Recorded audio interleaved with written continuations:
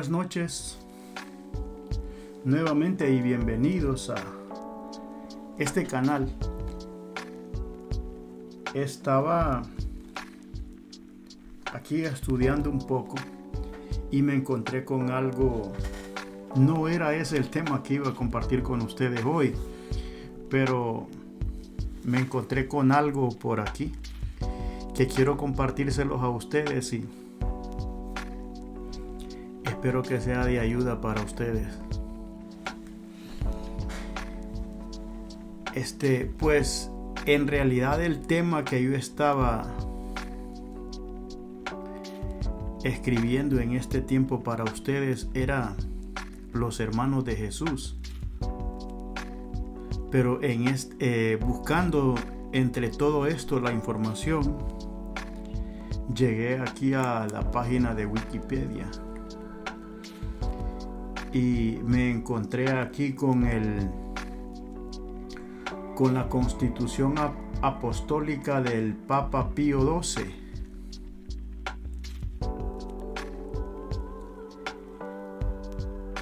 Y es bien interesante porque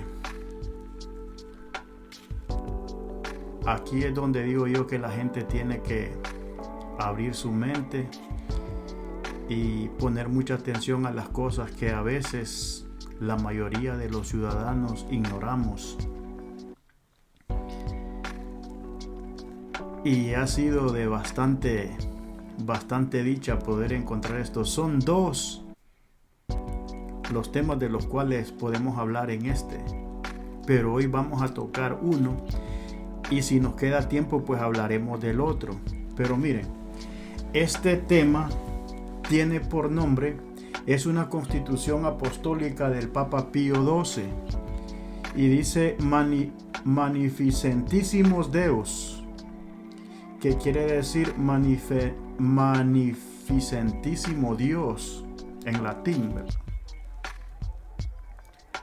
Dice que es la definición del dogma. Escuchen bien lo que les estaba hablando yo anteriormente en otro video. Son dogmas religiosos. Dogmas religiosos quiere decir que son cosas o puntos en los cuales esa religión está basada.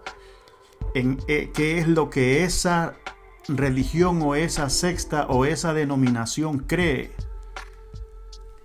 Sé que al ponerme a averiguar esto va a traer un poco de problema porque van a empezar a haber comentarios que no son buenos para mí. Pero aquí el punto es que la gente se designore, pues, o que aprenda un poco más de lo que sabe. Entonces, vamos a empezar. Miren esto, dice: definición del dogma de la Asunción de Nuestra Señora en cuerpo y alma al cielo. Escuchen bien eso. El tema no era pero me encontré con esto aquí y se los voy a leer. Dice: el magnificentísimo Dios, que todo lo puede y cuyos planes providentes están hechos con sabiduría y amor, compensa en sus inescrutables designios, tanto en la vida de los pueblos como en la de los individuos, los dolores y las alegrías, para que, por caminos diversos y de diversas maneras, todo coopere al bien de aquellos que le aman. Número 2. Nuestro pontificado, del mismo modo que la edad presente, está oprimido por grandes cuidados, preocupaciones y angustias, por las actuales gravísimas calamidades y la aberración de la verdad y de la virtud. Pero no es de gran consuelo ver que, mientras la fe católica se manifiesta en público cada vez más activa, se enciende cada día más la devoción hacia la Virgen María, Madre de Dios, y casi en todas partes este estímulo y auspicio de una vida mejor y más santa, de donde resulta que, mientras la Santísima Virgen cumple amorosísimamente las funciones de madre, hacia los redimidos por la sangre de Cristo. La mente y el corazón de los hijos se estimulan a aún más amorosa contemplación de sus privilegios. Número 3.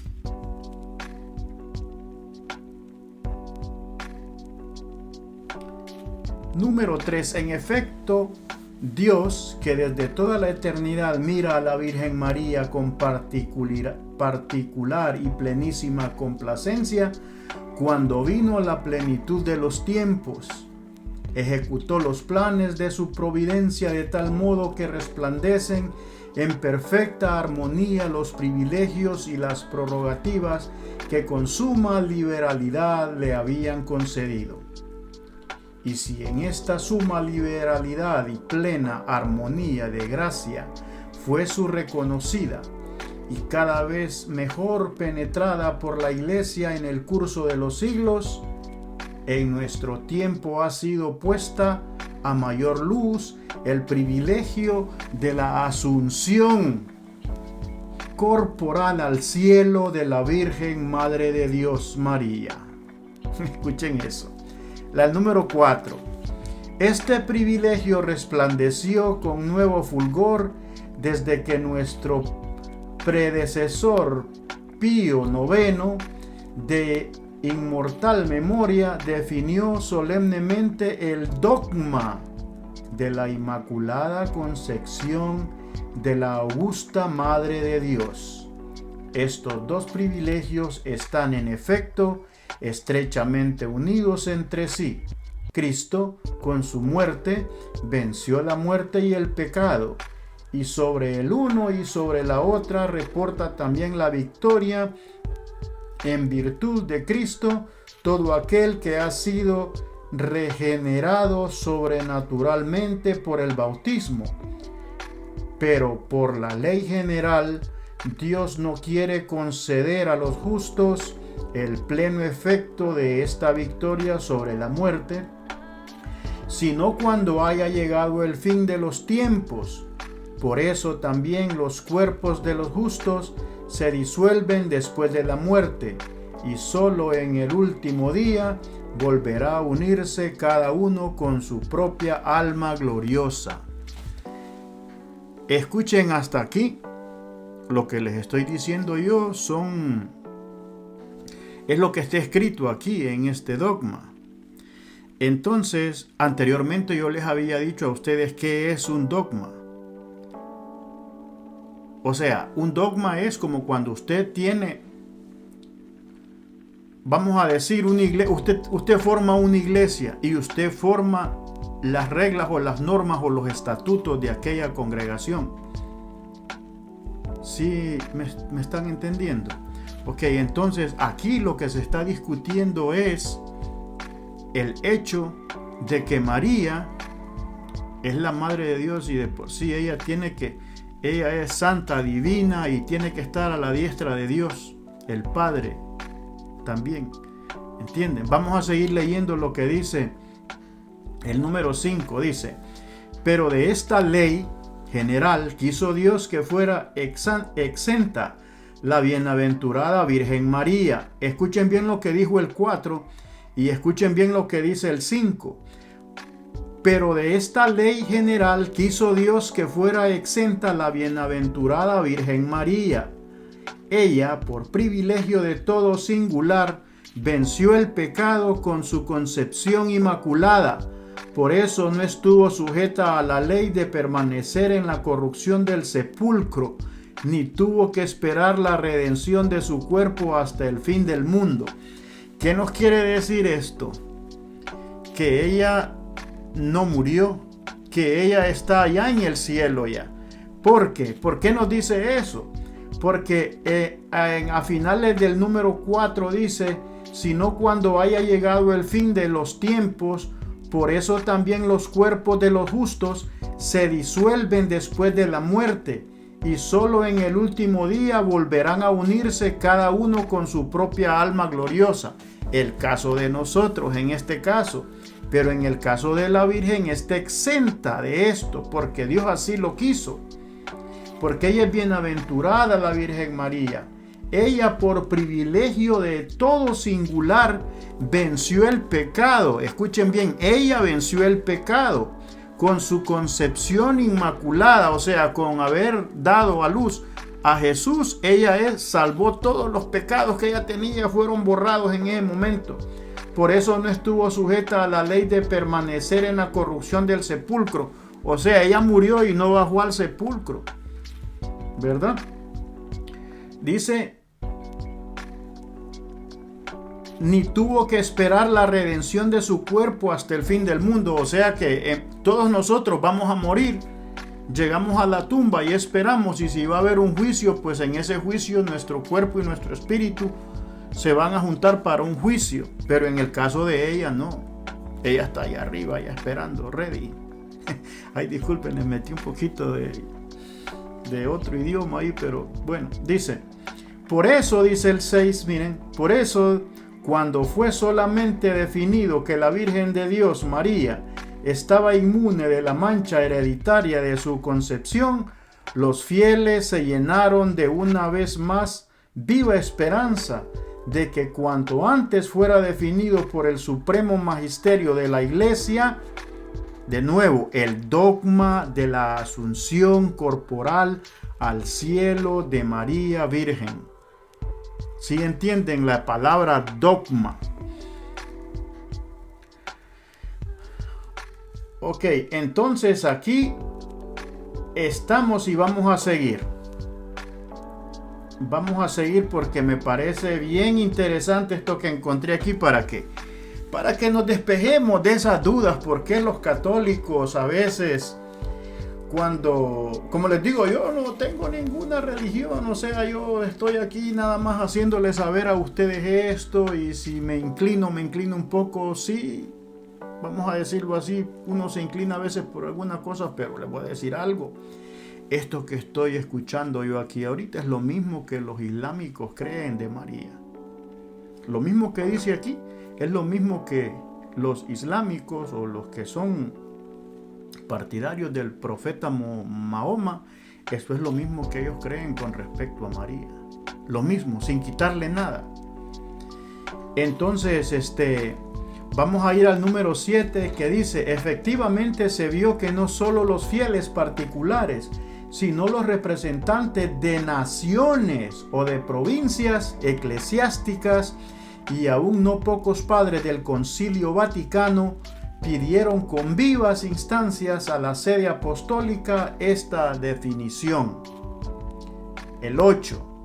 Después estas peticiones y votos no solo no disminuyeron, sino que aumentaron de día en día en número e insistencia en efecto. A este fin fueron promovidas cruzadas de oraciones. Muchos y eximios teólogos intensificaron sus estudios sobre este tema, ya en privado, ya en los públicos ateneos eclesiásticos y en las otras escuelas destinadas a la enseñanza de las sagradas disciplinas. En muchas partes del orbe católico se celebraron congresos marianos, tanto nacionales como internacionales. Todos estos estudios e investigaciones pusieron más de relieve que en el depósito de la fe confiado a la Iglesia estaban contenida también la asunción de María, Virgen, al cielo, y generalmente siguieron a ello peticiones en que se pedía insistentemente a esta sede apostólica que esta verdad fuese solemnemente definida. ¿Están escuchando? Dice el 9, en esta piadosa competición, los fieles estuvieron admirantemente unidos con sus pastores, los cuales, en número verdaderamente impresionante, dijeron peticiones semejantes a esta cátedra de San Pedro. Por eso, cuando fuimos elevados al trono del sumo pontificado, había sido ya presentados a sede apostólica muchas millares de tales súplicas de todas partes de la tierra y por toda clase de personas, por nuestros amados hijos, los cardenales del Sagrado Colegio, por venerables hermanos, arzobispos y obispos de las diócesis y de las parroquias. El 10.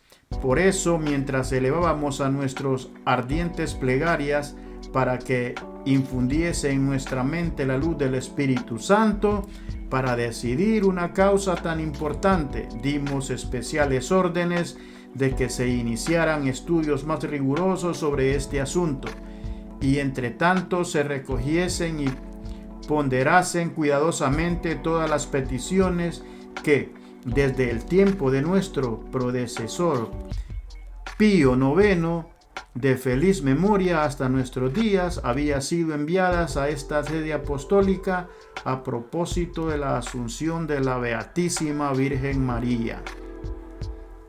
Ahí termino con el número 10.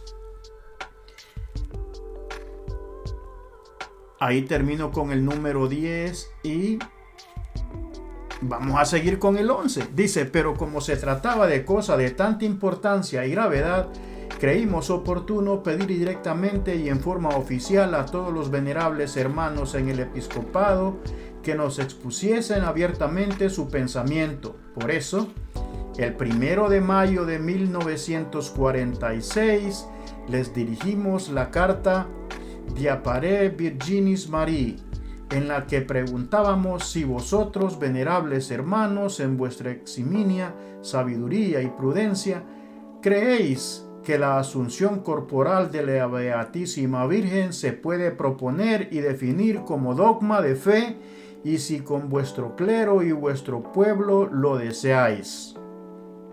Preguntaron a todos los obispos que estaban ahí, que les habían dicho todo esto, les preguntaron si estaban de acuerdo con eso.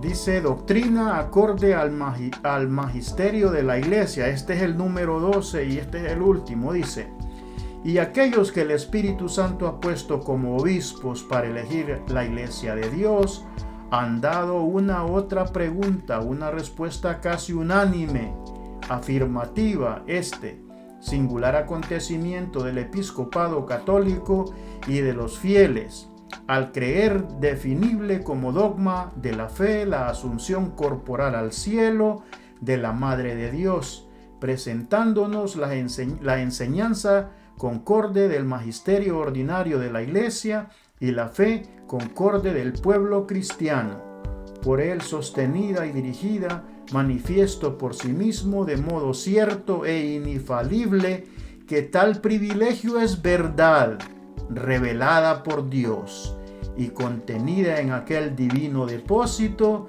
que Cristo confió a su esposa, para que los custodiase fielmente e inefaliblemente. Lo declararé.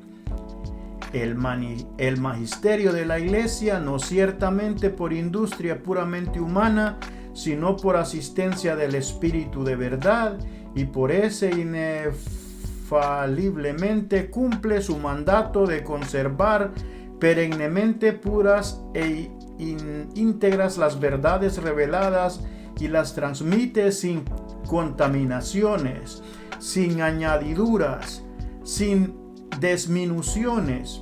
En efecto, como enseña el Concilio Vaticano, a los sucesores de Pedro no fue prometido el Espíritu Santo para que, por su revelación, manifestasen una nueva doctrina, sino para que, con su asistencia, custodiasen inviolablemente y expresaran con fidelidad la revelación transmitida por los apóstoles, o sea, el depósito de la fe.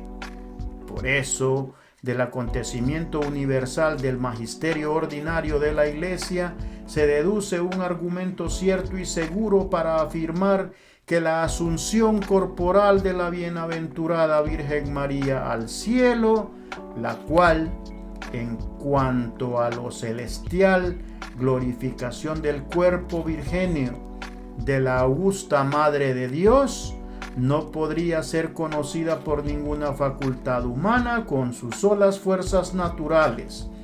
Es verdad revelada por Dios, y por eso todos los fieles de la iglesia deben creerla con firmeza y fidelidad, porque, como enseña el mismo Concilio Vaticano, deben ser creídas por la divina y católica todas aquellas cosas que están contenidas en la palabra de Dios, escritas o transmitidas oralmente, y que la iglesia, o con solemne juicio o con su ordinario y universal magisterio, propone a la creencia como reveladas por Dios.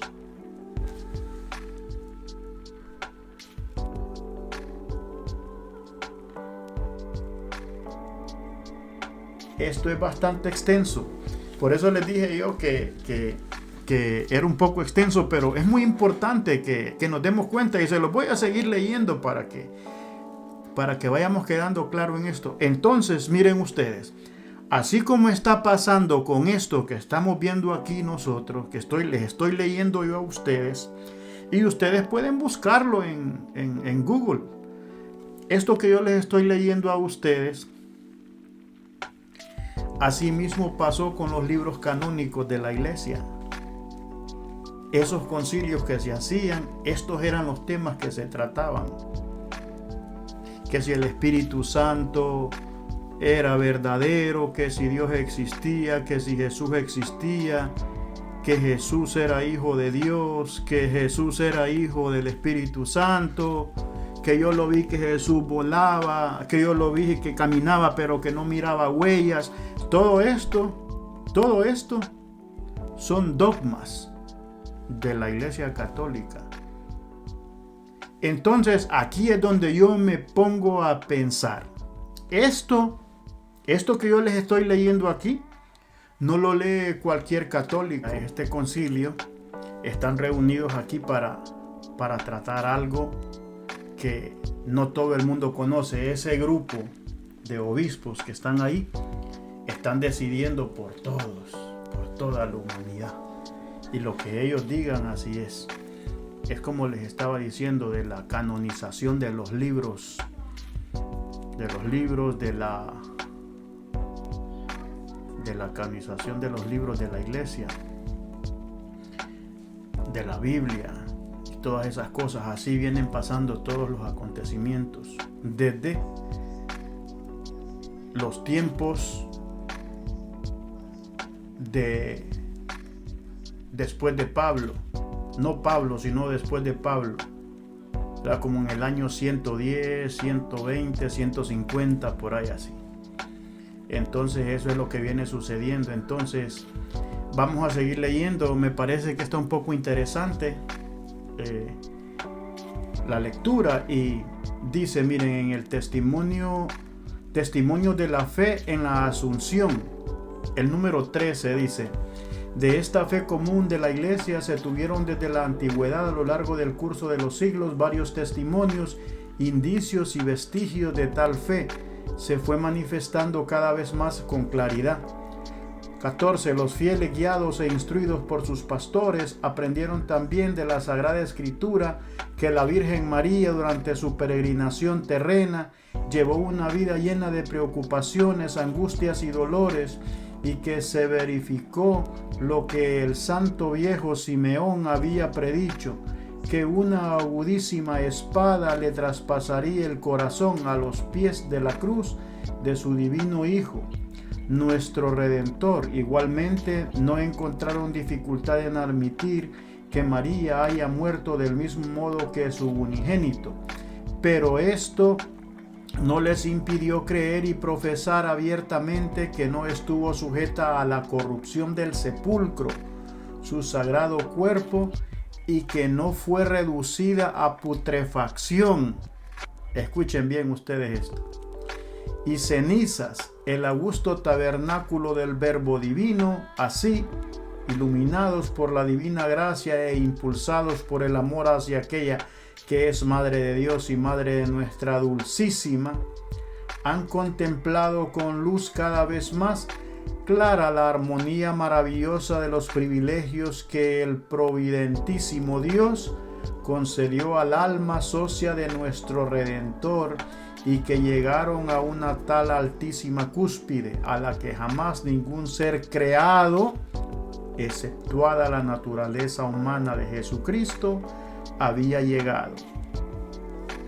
Esta misma fe, el 15, esta misma fe atestiguan claramente aquellos innumerables templos dedicados a Dios en honor a María, Virgen asunta al cielo, a las sagradas imágenes, en ellos expuesta la veneración de los fieles, las cuales ponen ante los ojos de todos este singular triunfo de la bienaventurada Virgen.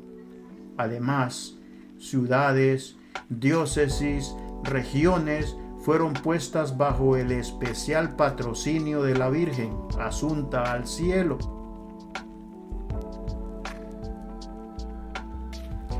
Del mismo modo, con la aprobación de la Iglesia. Escuchen esa frase, con la aprobación de la Iglesia surgieron institutos religiosos que toman nombre de tal privilegio. No debe olvidarse que en el Rosario Mariano, cuya recitación tan recomendada es por esta sede apostólica, se propone a la meditación piadosa un misterio que, como todos saben, trata de la asunción de la Beatísima Virgen María. ¿Están escuchando ustedes eso?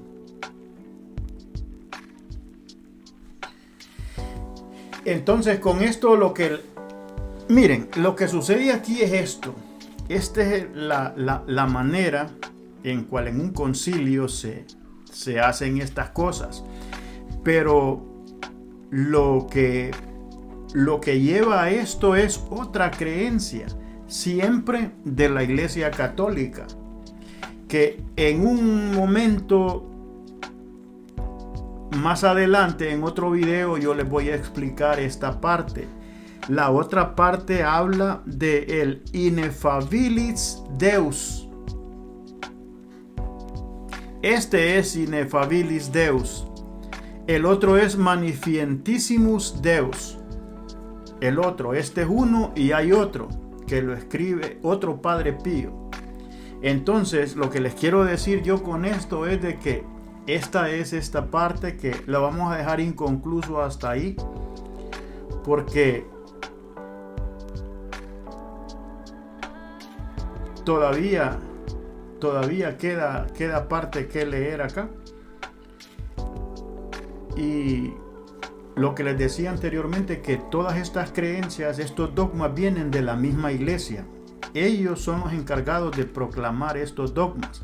Anteriormente, este otro dogma del que yo les estoy hablando es de que María, al igual que Jesús, como ellos dicen, nació sin pecado. O sea, sin pecado. La mamá la tuvo sin pecado. Ella nació sin pecado.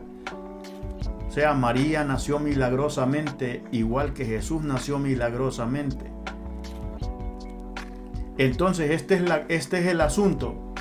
Cuando un protestante le habla de la Biblia, le habla de la Biblia a un padre de la iglesia, vamos a decir, a un padre le llaman ellos, a un cura, vamos a decirlo así, para ser más efectivo en lo que vamos a decir.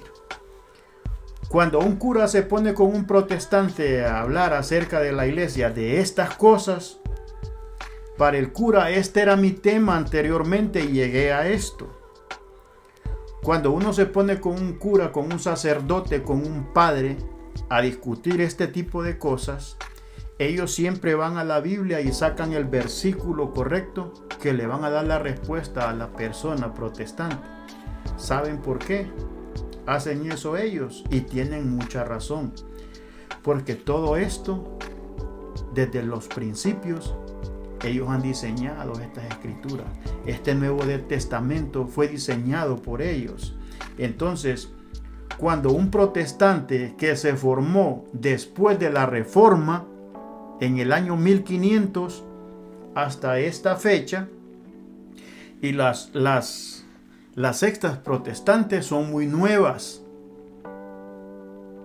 Hay sectas protestantes que se fundaron en 1940, en 1820, 1805, 1880, 1804, 1920. O sea, todos estos son muy nuevos. Entonces, estos dogmas son antiguos, son dogmas antiguos. Son dogmas que le han hecho creer los católicos y los han puesto dentro de las escrituras, y luego de las escrituras del Nuevo Testamento van y que esta profecía estaba en el Antiguo Testamento. Eso es pura mentira. Eso no crean todo eso. Eso que esta profecía de Isaías dice que Jesús iba a nacer de una virgen. Ellos cambiaron todo, manipularon todo y llegamos a esto. Llegamos a estas cosas, a estos dogmas, que cuando un protestante se pone a discutir con un sacerdote en una plática, el sacerdote siempre le refuta las cosas. ¿Por qué? Porque ellos han confeccionado todo esto. Pero ellos no le dicen al protestante, mira, ve, anda al internet y te metes ahí al internet, a las páginas del Vaticano, y buscas ahí el dogma tal, el dogma de la Virgen María, cómo es que fue beatificada, cómo es que no, ella fue, o sea, un montón de cosas que le meten a la gente en la cabeza. Entonces, ellos no lo refieren a este tipo de lectura. Ellos lo tienen esto solo para ellos, para los padres, para los obispos. Esas son las personas que leen estas cosas.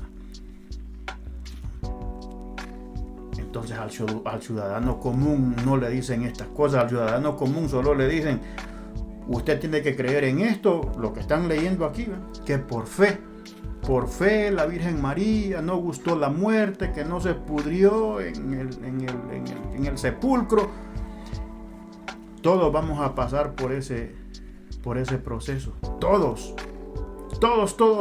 Desde que Adán nació hasta el último ser humano que esté en esta tierra, todos vamos a pasar por ese proceso.